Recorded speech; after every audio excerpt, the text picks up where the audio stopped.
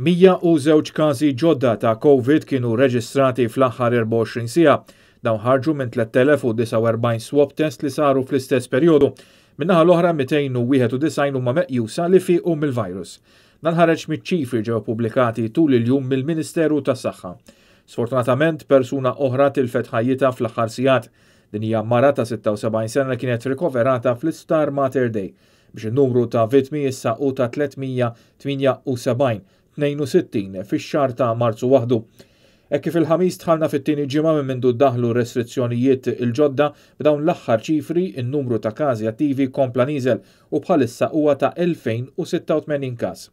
Għal dak li għandu x'jaqsam ma' tilqim 160,260 ingħataw doża tal-vaċċin. Minn dawn ftit aktar minn 47,000 huma mlaqma b'mod sħiħ wara li ingħataw it-tieni doża tal-vaċċin.